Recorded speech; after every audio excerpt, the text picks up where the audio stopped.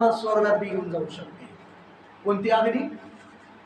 नरकाची बी आहे. मग नरकाचा बी अभिषेक आहे. कोणता आत्मा तुम्हाला चालवलंय? मग ते 15 मध्ये दिलेला आहे की तुम्हाला कोणत्या आत्म्याच्या अंडर खाली तुम्ही जीवन जगत आहात.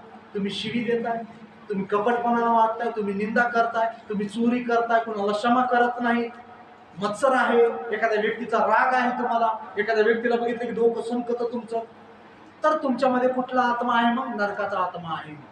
कोणती अग्नी आहे तुमच्यामध्ये? काही काही लोक म्हणतात, आता पण आम्ही बघतो, त्या माणसाचं नाव काढू नका, त्या माणसानं लय त्रास दिलाय आम्हाला. बाय म्हणतात, माणसं बी म्हणतात लय त्रास दिलाय आम्हाला. काही काही सुना सुद्धा म्हणतात लय म्हातारडीनं त्रास दिला, तिचं नावच काढू नका, लय त्रास दिलाय आम्हाला, आम्ही केलं, आता काय आम्ही सहन करतो. म्हणजे हे जे बोलणं असतं आम्हाला लगेच कळते की कुणाकुण आहे. काही देवामध्ये पण असं बोलतात. ह्या चुका आपल्यामध्ये असू नये. आपल्या जिभेमध्ये काय आहे? आग आहे, सामर्थ्य आहे. एक तर स्वर्गात घेऊन जाईल किंवा नरकात घेऊन जाईल.